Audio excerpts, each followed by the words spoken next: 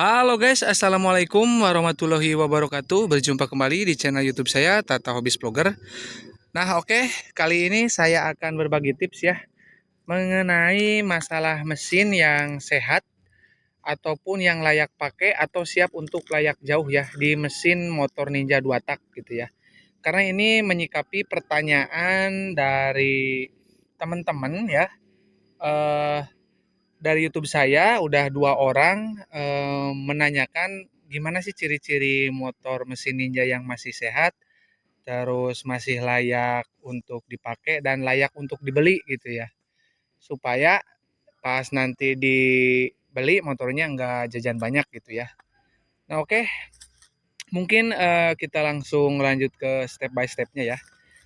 Jadi memang untuk mesin Ninja sendiri ya, mesin Ninja 2 tak, baik itu Ninja RR, Ninja SS, Ninja M gitu ya, ataupun ZX atau Ninja Kiss ya yang belum Super Kip, itu part yang paling mahal itu ada di boring.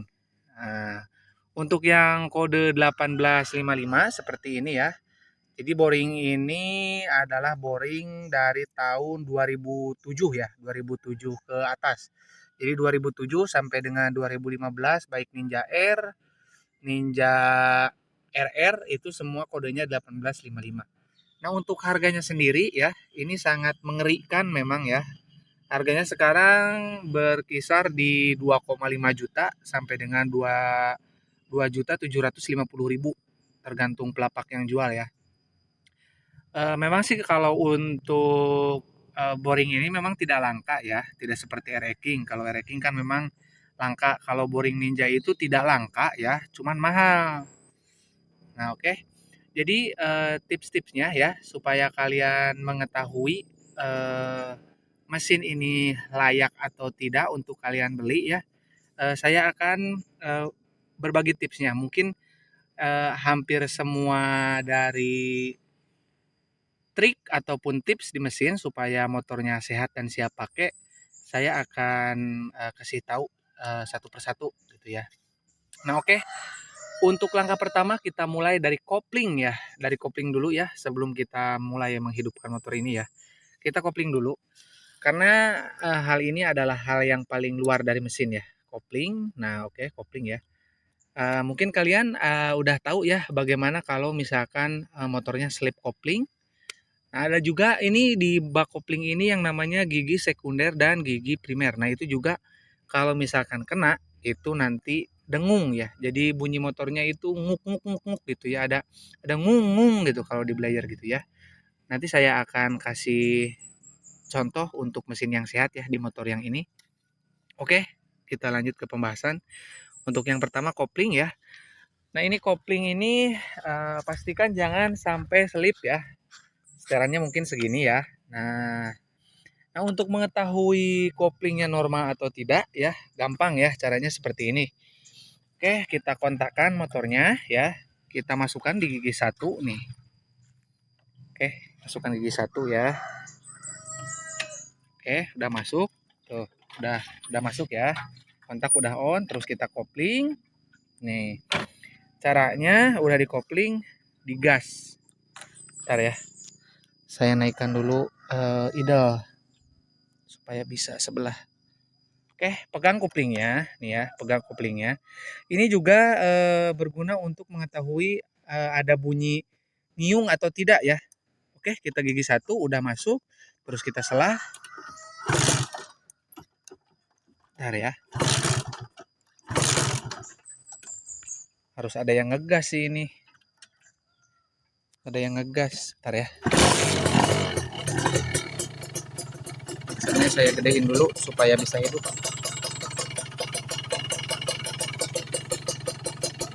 Oke, kita ulangi ya. Kita masukkan ke gigi satu ya. Nah, kalau motornya koplingnya masih bagus, harusnya mesin hidup ya, tapi motornya nggak maju ya, nggak jalan ya, rodanya nggak berputar ya. Oke, udah hidup ya.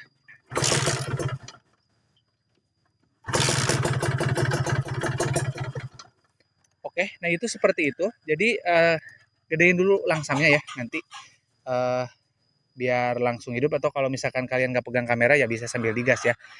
Kalau yang normal itu motornya jangan sampai jalan ya. Jangan sampai jalan, terus nanti pas lepas kopling baru jalan. Nah, itu normal berarti si koplingnya tidak ada masalah. Insya Allah nggak akan slip-slip ya kalau seperti itu. Terus langkah selanjutnya kita dengarkan suara mesin ya. Oke, suara mesin. Nah, mungkin kemarin saya udah memberikan tips mengenai masalah blok OB ya. Tapi ini ada cara lain untuk mengetahui mesinnya itu udah OB atau belum gitu ya. Kalau kemarin kan cara termudahnya itu membuka knalpot ya tanpa membongkar mesin. Nah, mungkin kalau sepintas ya, kalau misalkan kalian tidak bawa kunci ataupun ya sebaiknya sih bawa kunci buat buka ini ya, sama mungkin obeng ya buat kalau misalkan Ninja RR buat buka piring. Kalau ini cukup kunci ya. Kunci buat buka knalpot ya. Nanti dibuka knalpotnya, terus dicek. Itu udah sih, udah di video sebelumnya. Mungkin kali ini kita fokus ke cara yang tersimpel aja gitu ya, supaya mengetahui motornya sehat atau tidak ya.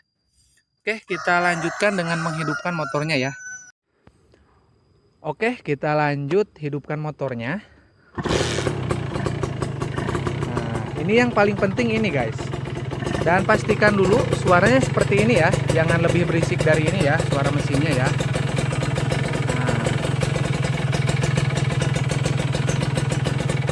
Nah, diusahakan suara mesin jangan melebihi suara mesin motor saya ya. Ini ada bunyinya seperti ini ketika langsam. Ini piston masih pakai B ya. Nah, seperti ini ya. Terus kalau di blayer seperti ini, ada bunyi seperti ini. Nah, itu batas toleransinya segitu ya untuk bunyi motor yang masih sehat ya.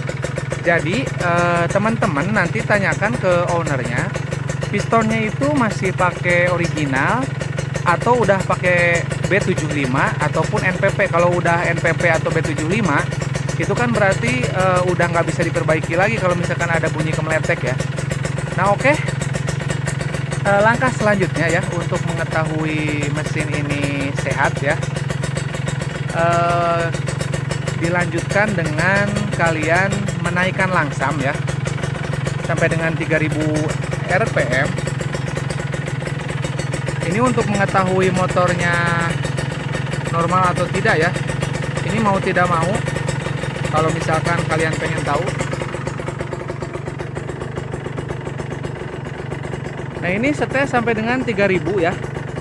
Nanti ya, ini juga udah digedein, cuman mentok ya, nggak bisa digedein lagi. Ke bawah obeng saya, lupa. Nah, ini nanti kalian setes sampai dengan di 3000 rpm. Sebentar, di sebelah sini. Pastikan langsamnya di 3000 rpm.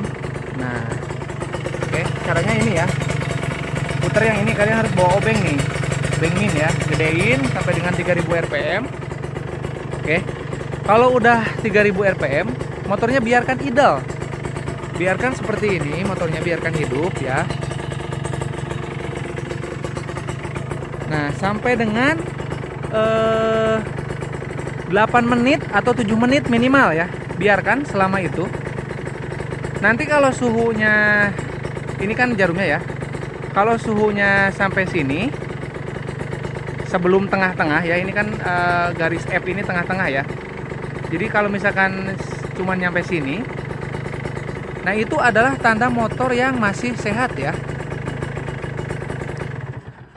Dan siap untuk jarak jauh, itu masih normal. Dan kemungkinan bloknya OB itu tidak ada ya.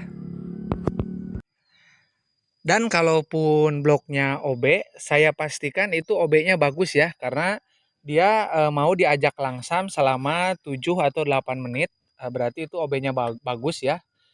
Siap untuk jarak jauh dan siap untuk gaspol. Jadi itu motornya layak kalian miliki ya, layak kalian beli gitu ya. Dan insya Allah nggak akan istilahnya nemu masalah ngejim-ngejim. Dan jangan lupa selalu menambahkan oli samping ke sini ya. Perbandingannya 1:1 atau 2:1 paling banyak ya. Jadi kalau saya kan pakai Epalu Pro ataupun Castrol ya. Castrol low smoke. Nah, itu bisa ditambahkan untuk 1 liternya 1 tutup atau 2 tutup maksimal ya. Tergantung pemakaian. Mau gaspol atau hanya harian biasa. Kalau harian biasa ya 1 tutup aja ya.